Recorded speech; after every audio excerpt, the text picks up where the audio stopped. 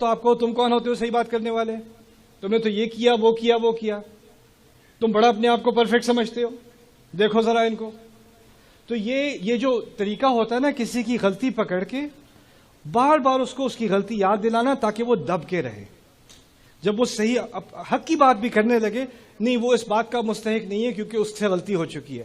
عجیب بات یہ ہے رسول نے وعدہ کر دیا علیہ الصلوۃ والسلام، ایک گارنٹی دے دی، کلو بنی آدم خطاء یا خطاؤن، تمام اولاد آدم کی غلطی کرتے رہتے ہیں، غلطی ہر انسان سے ہوتی رہتی ہے، اور خیر الخطائین التوابون، جو بہترین ہیں غلطیاں کرنے والے وہ توبہ کرتے رہتے ہیں۔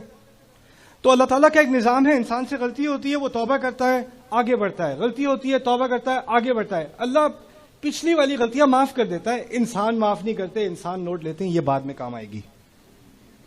یہ کبھی یہ انسان اگر اپنی عزت نفس کے لیے کھڑا ہو گیا یا کبھی کسی حق بات کے لیے کھڑا ہو گیا تو ایک سیکنڈ میں ذرا اپنی فائل کھول لوں، ہاں یہ ادھر بتانا ذرا، آپ آگے سے بےزتی کرنا کسی کی، اس کی غلطی بار بار نکال کے اس کو ریڈیوس کرنا، یہ فرعون کا طریقہ تھا۔ یہ قرآن نے اس لیے ذکر نہیں کیا کہ ہمیں ایک بہت قدیمی شخصیت کے بارے میں کوئی معلومات مل جائیں، ہر بات میں اللہ تعالیٰ وہ ہدایت دیتا ہے جو ہمیشہ کے لیے آپ کو، جب آپ حق کی بات کرو گے تو آپ کہا ہے نا وَتَوَاصَوْا بِالْحَقِّ وَتَوَاصَوْا بِالصَّبْرِ، تو اب اس کو سمجھنے کی کوشش کریے، اس کی ایک پریکٹیکل مثال ہے یہ کہ دیکھیں آپ نے حق بات کرنی ہے تو آگے سے جو آپ کو سننے کو ملے گا نا تو وہ حق کی بات کہیں غائب ہو جائے گی، آپ کا دماغ کہیں اور ہی چلا جائے گا۔ لیکن موسیٰ علیہ السلام نے بھی یہی کہا تھا کہ جب مجھ سے یہ ایسی بات کرے گا تو میرا سینہ کیا ہوگا؟ تنگ ہو جائے گا، مجھ سے جو بات میں کرنے آیا تھا وہ مجھ سے کہیں کری نہیں جائے گی، کیونکہ اگر آپ کا سینہ تنگ ہو جائے نا تو آپ نے صحیح بات بھی کرنی ہے وہ منہ سے نہیں نکلتی، آپ کا فلو ختم ہو جاتا ہے، آپ کی لاجک ختم ہو جاتی ہے، دماغ کے وہ دروازے بند ہو جاتے ہیں۔ اصل چیز اب یہ سمجھ لیں آگے بڑھنے سے پہلے، وہ یہ ہے کہ ایک طرف بات ہو رہی ہے عقلی، موسیٰ بات کر رہے ہیں عقلی، فرعون نے بات کرنی ہے جذباتی۔ دو مختلف میدان ہیں، ایک عقل کا میدان ہے اور ایک کون سا میدان ہے؟ جذبات کا۔ جو حق کے ساتھ ہوتا ہے نا اس کو جذبات کے استعمال کرنے کی ضرورت نہیں پڑتی، کیونکہ اس کے ساتھ حق ہے، وہ عقلی بات کرتا ہے۔ جس کے پاس حق نہیں ہوتا نا اس کو جذبات کا استعمال کرنے کی ضرورت پڑتی ہے، اور وہ چاہتا ہے کہ آپ عقل کا میدان چھوڑ کے، کیونکہ اس میدان میں وہ کھیلے گا تو میچ ہار جائے گا، تو وہ کوشش کرتا ہے کھینچ کے آپ کو عقل کے میدان سے لا کے کہاں لے آئے؟ جذبات کے میدان میں۔ ایک دفعہ اس میدان میں آپ آ گئے میچ ختم۔ تو آپ نے عقل کی بات پہ رہنا ہے، اس نے جذبات کی بات پہ رہنا ہے، لیکن وہ اتنے ماہر ہوتے ہیں کہ وہ 2 منٹ میں آپ کو جذبات کے میدان میں لے آتے ہیں اور پھر بات ختم ہو جاتی ہے۔ یہی فرعون کی ٹیکٹک ہے، تو اس نے یہ ٹیکٹک استعمال کی، ان کو شرمندہ کرنے کی، ان کی غلطی یاد دلانے کی، ان کو نافرمان کہنے کی، ان کو ناشکرہ کہنے کی، یہ ساری چیزیں اس نے استعمال کی۔ چلو اب تو یہ میرے میدان میں آ گیا، اب کیا کرے گا؟ آگے سے موسیٰ علیہ السلام نے جو جواب دیا ہے نا یہ واقعی اللہ تعالیٰ کے معجزوں میں سے ہیں۔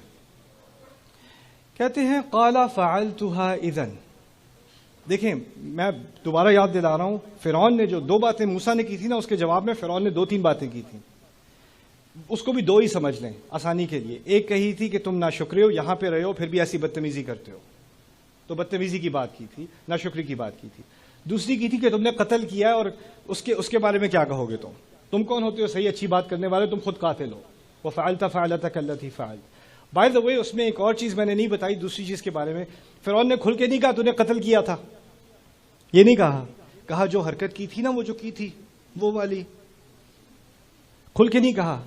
وہ بھی بڑا تیز ہے، اس نے کھل کے اس لیے نہیں کہا کہ وہ ڈرائے، اگر زیادہ آگے بات کی نا تو میں کھل کے بتا دوں گا سب کو، مجھے پتا ہے، زیادہ پھیلنے کی ضرورت نہیں ہے۔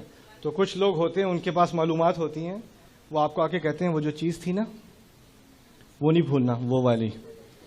پھر اور جو بیٹھے ہوئے ہیں وہ کہیں گے کون سی چیز؟ کچھ نہیں۔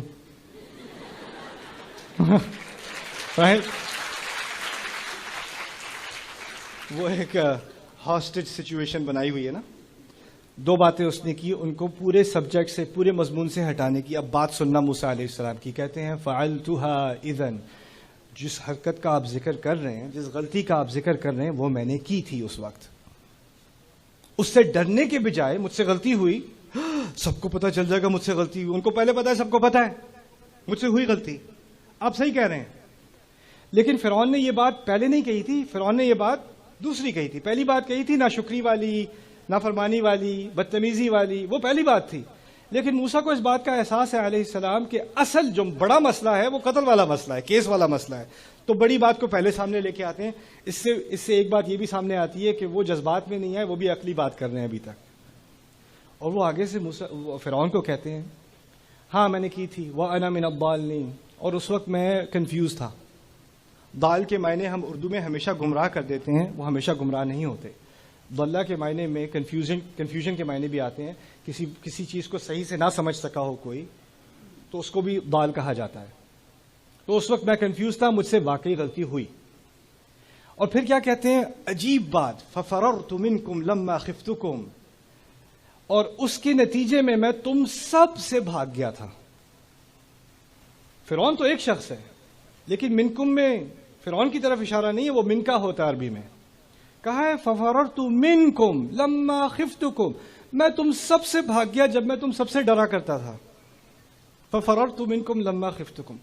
رسول صلی اللہ علیہ وسلم کو حکم دیا گیا تھا وَشَاوِرْهُمْ فِي الْأَمْرِ، اب مشورہ کیا کریں فیصلوں میں. ان پہ تو وحی آ رہی ہے، ان کو مشورے کی ضرورت نہیں ہے. وہ جو فیصلہ انہوں نے کرنا ہے صلی اللہ علیہ وسلم، وہ مشورہ اللہ کی طرف سے آ رہا ہے. لیکن ان کو بھی کیونکہ دلوں کو اکٹھا رکھنا ہے نا، تو دلوں کو اکٹھا رکھنے کے لیے آپ سنسیئرلی لوگوں کی رائے لیا کریں. وَشَاوِرْهُمْ فِي الْأَمْرِ، پھر آخر میں آپ فیصلہ کیا کریں.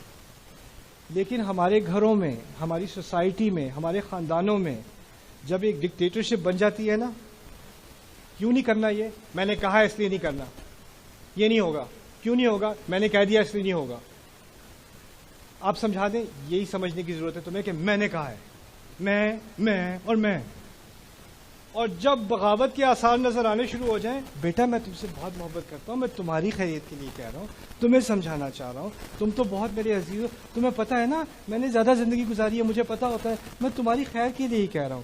اچھا وہ اس پہ آئس کریم کا اثر ہو گیا، وہ ٹھنڈا ہو گیا، پھر بعد میں اس نے حق کی بات کی، پھر میں پھر وہ آگے تک پہنچی تو دوبارہ بیٹا ادھر آؤ، تم تو میری بیٹی ہو، you know I love you, right, you know I love you. تو یہ جو آخری تدبیر ہے نا، یہ بڑا کام کرتی ہے. اور اس سے لوگ غلامی میں کئی سال گزار دیتے ہیں، گھروں کے اندر، حکومتوں کے اندر، بزنسز کے اندر، سوسائٹی کے اندر لوگ غلامی میں گزار دیتے ہیں. کیونکہ جب ٹائم آتا ہے کہ نہیں اب یہ نہیں ہونے دیں گے، پھر وہ آ کے کہتے ہیں پتہ ہے مجھے آپ کا کتنا خیال ہے، مجھے پتہ ہے میں آپ سے کتنی محبت کرتا ہوں، کتنی محبت کرتی ہوں. تو پھر انسان پہ دوبارہ اثر ہو جاتا ہے، نہیں یہ واقعی محبت کرتے ہیں. کچھ خرابیاں ہیں لیکن ٹھیک ہے. کچھ لیڈیز میرے پاس آئیں، کہتی میرے شوہر مجھے مارتے تو ہیں لیکن اچھا بھی کرتے ہیں، عید پہ نا وہ اچھے تحفے بھی دیتے ہیں، تو پوری طرح تو برے نہیں ہیں نا، ایسا بھی نہیں ہے. تو میں کنفیوز ہوں، میں کیا کروں. میں نے کہا آپ بھی کنفیوز ہیں، پوری فرعون کی قوم بھی کنفیوز تھی. یہ کوئی چھوٹا ہیلا نہیں ہے. یہ جو یہ تدبیر فرعون کے بارے میں ذکر کیا گیا ہے نا، اس کا بڑا اثر ہوتا ہے. تو اللہ نے اس کے ذریعے ہمیں سکھایا ہے کہ جب آپ حق کی بات کرو گے نا، تو آپ کو کس چیز کا سامنا کرنا پڑے گا، کیسے آپ کے جذبات کے ساتھ کھیلا جایا جا سکتا ہے، اور کیسے آپ نے اس کا سامنا کرنا ہے. میرا بنیادی مقصد پاکستان میں آ کر تھوڑے سے دروس قرآن یونیورسٹیز میں کرنے کا یہ تھا کہ میرا اپنا ایک اسمپشن ہے، میرا اپنا جائزہ، وہ پہلے اپنے بارے میں ہے پھر آپ کے بارے میں. میرے بارے میں یہ ہے کہ ہم نے قرآن کو انڈر ایسٹیمیٹ کیا ہے. قرآن میں جو بات ہو رہی ہے، جس سے ہمارے دلوں کو، ہماری روحوں کو، ہماری عقلوں کو جو آزادی ملتی ہے، جو تسکین ملتی ہے، اس کی روشنی سے جو زندگی میں جن مشکلوں کا ہم سامنا کر رہے ہیں، ان کا سامنا کرنے کی جو ہدایت ملتی ہے، ہم نے سمجھ لیا کہ وہ باتیں تفسیروں میں لکھی جا چکی ہیں. وہ جو پڑھنے والے ہیں وہ پڑھ لیں، باقی بس نماز پڑھو، روزہ رکھو، یہ کافی ہے تمہارے لیے. تو جو قرآن کا جو اصل تحفہ ہے نا، قد جاءتکم موعظۃ من ربکم وشفاء لما فی الصدور، کہ تمہارے لیے ایک بہت زبردست نصیحت تمہارے رب کی طرف سے آئی ہے، اور وہ ایسی چیز ہے جو تمہارے دلوں میں جو تکلیفیں ہو رہی ہیں نا، اس کی شفا ہے، وہ شفا ہے. ہم نے اس بات کو سمجھا نہیں، جانا نہیں کہ اس قرآن میں بات کیا ہو رہی ہے، اور وہ میری زندگی میں کیا چیز لا سکتی ہے، کیسے میری زندگی میں کانفیڈنس لا سکتی ہے، کیسے میری زندگی میں خوبصورتی لا سکتی ہے، میرے رشتوں کو بہتر کر سکتی ہے، میری زندگی میں جو چیلنجز ہیں اس کو سامنا کرنے کی پوری مجھے ہدایت دے سکتی ہے. کیونکہ ہم نے اس چیز کو، میں نے بھی، آپ نے بھی انڈر ایسٹیمیٹ کیا ہے. میری امید یہ ہے کہ اس ٹورز کے ذریعے اور آپ لوگوں سے ملنے کے ذریعے میں اس چیز کو دوبارہ آپ کے اندر اجاگر کروں، اور ہماری قوم ایسی ہو، ہمارا ملک ایسا ہو کہ دنیا جہاں کے سارے مسلمان دیکھیں قرآن کے ماننے والے یہ لوگ ہیں، قرآن سے محبت کرنے والے یہ لوگ ہیں، دیکھو انہوں نے قرآن کے ساتھ کیا کیا ہے، اس کی تلاوت تو ہو رہی ہے الحمدللہ۔ اور یہاں پہ لوگ شکایت بہت کرتے ہیں، دیکھیں بچے قرآن پڑھ رہے ہیں لیکن سمجھتے نہیں ہیں، دیکھیں یہ ہو رہا ہے، یہ نہیں ہو رہا، شکایت شکایت شکایت۔ شکایت میں بھی، ہر شکایت میں بھی ایک موقع ہوتا ہے۔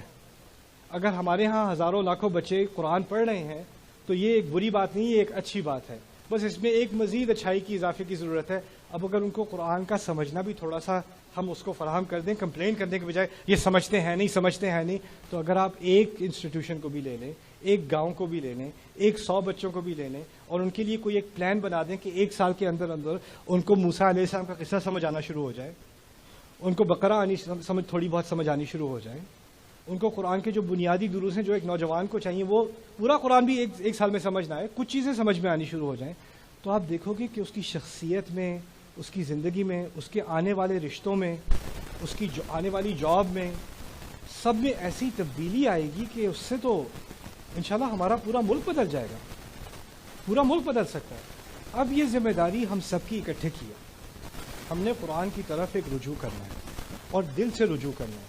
میرے ایک استاد کہا کرتے ہیں قراءۃ قلب، قرآن کو عقل سے بھی پڑھا جا سکتا ہے، دل سے بھی پڑھا جا سکتا ہے۔ ہماری قوم کو اب اس چیز کی ضرورت ہے، مجھے اور آپ کو، کہ ہم قرآن کو اب دل سے بھی پڑھیں، عقل سے پڑھنے کے بعد اب ہم اس کو دل سے بھی پڑھیں۔ اللہ تعالیٰ ہمارے دلوں میں قرآن کی محبت ڈالے اور قرآن کی ہدایت کو ہمارے گھروں میں، ہمارے اپنے اندر، ہمارے گھروں میں، ہماری سوسائٹیز میں، ہمارے بازاروں میں، ہماری حکومتوں میں، سب میں لے کر آئے۔ بارک اللہ لی و لکم۔ السلام علیکم ورحمۃ اللہ تعالیٰ وبرکاتہ۔